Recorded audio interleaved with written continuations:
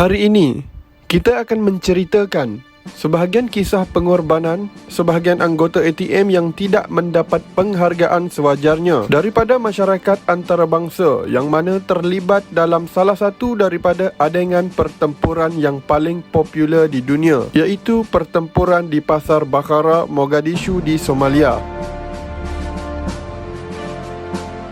Batalion 19 Regimen Askar Melayu Diraja telah ditempatkan untuk bertugas di Mogadishu mulai 18 Jun 1993. Dalam perkhidmatan batalion ini dengan UNOSOM, batalion ini telah ditugaskan sebagai pasukan atur cepat UNOSOM pada 3 dan 4 Oktober 1993. Pasukan petugas US Ranger dan Delta Force atau lebih dikenali sebagai Unit Elite Komando Khas US Army melakukan operasi untuk menawan beberapa konco kanan Muhammad Farah Aidid. Malangnya operasi ini menghadapi masalah.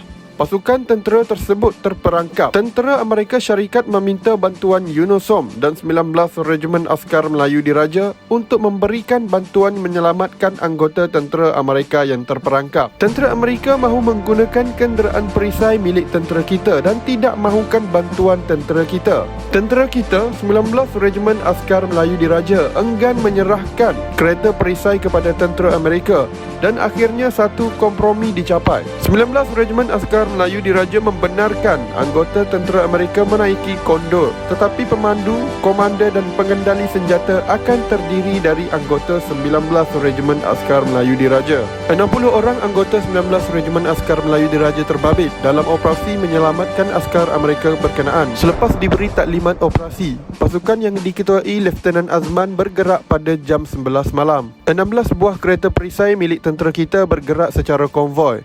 Perjalanan ke tempat di mana tentera Amerika berlindung penuh dengan halangan dan konvoi sering dihujani peluru dan roket. Mereka terpaksa mengelak periuk api yang ditanam di atas jalan dan tembakan penembak curi dari arah merata tempat menyebabkan pergerakan terganggu. Lieutenant Azman memberi arahan dengan tenang semasa menghadapi serangan pemberontak ketika operasi menyelamat menaikkan semangat pasukan. Akhirnya pada jam 7.45 pagi, 75 Ranger Amerika Syarikat berjaya diselamatkan. Dari 19 Regimen Askar Melayu Diraja, seorang askar telah dibunuh.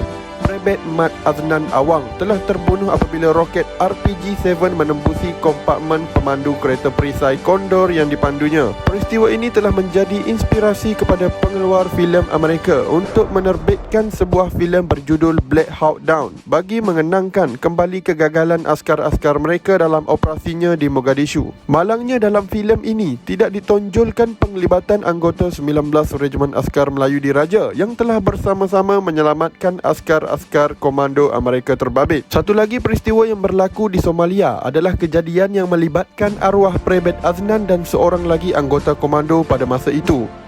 Konvoi arwah berhenti di Hunter Base dan mempelawa Kolonel Robani bersara RSM dan seorang anggota menyertai mereka. Apabila diserang, hanya komando kita yang melawan dan enggan menyerahkan senjata hinggalah mereka tidak lagi berdaya melawan. Sambil tidak berhenti-henti menyebut Ya Allah, sememangnya Angkatan Komando Malaysia telah diasuh dengan disiplin Islam yang tegas. Namun, mereka dibebaskan setelah Jeneral Abu Samah, Ketua Pemerintah UNOSOM 11, iaitu company ATM yang terlibat memberi amaran tentera Malaysia akan amuk kubu kuat Jeneral Farah Aidid jika mereka tidak dilepaskan dalam masa 24 jam. Peristiwa lain, bagaimana keberanian Jeneral Abu Samah yang cuma diiringi oleh sekumpulan kecil, kalau tak silap seramai 7 hingga 10 orang eskort dari komando, bertemu empat mata dengan Jeneral Farah Aidid di kubu kuat Farah Aidid.